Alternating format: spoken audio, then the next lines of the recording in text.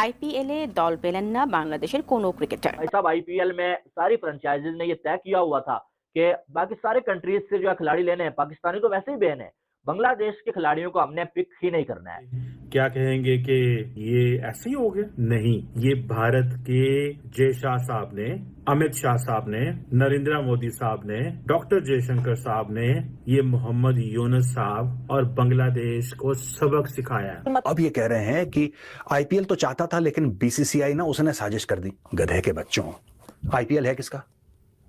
IPL है किसका? ढाका में कोई बनियान कच्छे बनाने की कंपनी, उसका आईपीएल है? देश की टीम में से कोई 25 से 26 खिलाड़ियों ने आईपीएल में अपना नाम दिया हुआ था और सारे के सारे खिलाड़ी जो है वो अनसॉल्व्ड गए कि एक भी खिलाड़ी का आईपीएल में पिक ना होना ये इस चीज की तरफ इशारा नहीं दे रहा कि भाई साहब बांग्लादेश के खिलाड़ियों में काबिलियत नहीं है।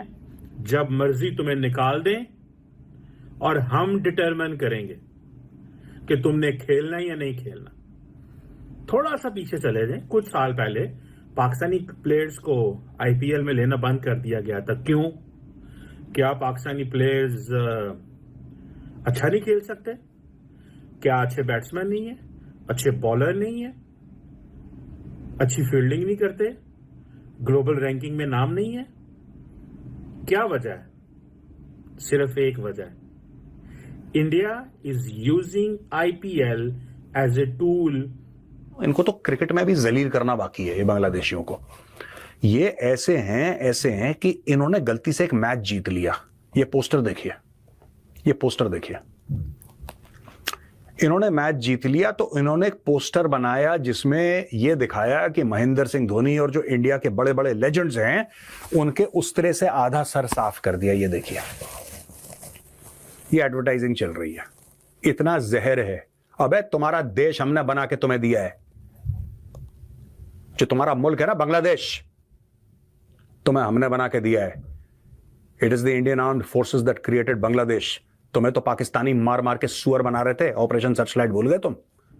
फॉर कोर्जन, जैसे ट्रंप कहते हैं ना कि मैं जो भी हो जाए, जैसे भी हो जाए, कुछ भी हो जाए, जो भी हो जाए, जैसे भी हो जाए, कुछ भी हो जाए, मैं ट्रेड वॉर्स की तरफ जाऊंगा और मेरे पास हैवी टैरिफ्स लगाने का एक जवाब मौजूद है, क्योंकि ये सारी दुनिया जो है हमसे डॉलर कमाती है, कनाडा भी कमाता है। जैसे उन्होंने कहा जी 50% जो है वो हम टैरिफ लगाएंगे चाइना पे, बाकियों पे 20%, 10%, 25%, डिफरेंट। इवन के मैक्सिको को धमकी लगा दी, कनाडा को धमकी लगा दी।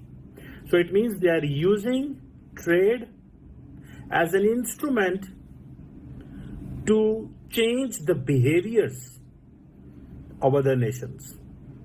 Narendra Modi wants to use cricket as an instrument to change the behavior of Pakistan and now Bangladesh.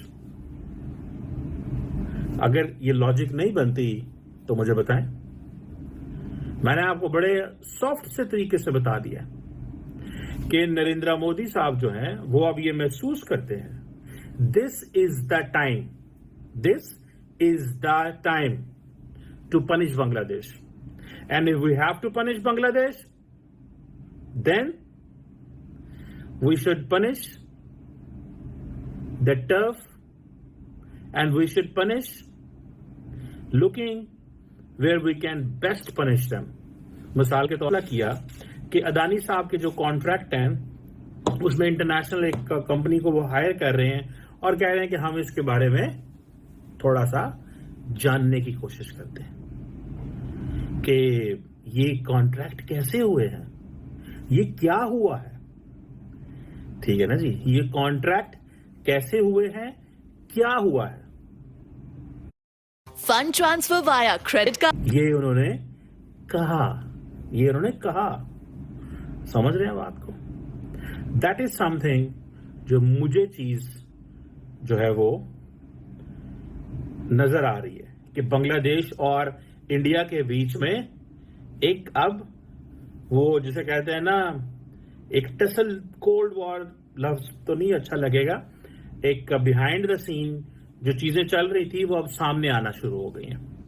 और बांग्लादेश जो है दोस्तों, बांग्लादेश कंप्लीटली जो है आईपीएल से बायकॉट करने जा रहा है। अभी तक जो सिर्फ बांग्लादेश के क्रिकेट फैंस जो है ये ट्रेंड चला रहे हैं ट्विटर पर और फेसबुक पर, लेकिन आने वाले समय में जो है Bangladesh cricket board completely IPL से बायकॉट कर देगा। लेकिन उससे पहले हिंदुस्तान के क्रिकेट फैंस कहते हैं कि भैया बायकॉट की जरूरत नहीं है, आप बायकॉट करो या ना करो, लेकिन तुम्हें नहीं खिलाया जाएगा इसके बाद आईपीएल में। लोग बहुत सारे बोल रहे हैं कि भैया देखिए ये रीजन नहीं है कि आईपीएल में बहुत सारे लोग अनसोल्ड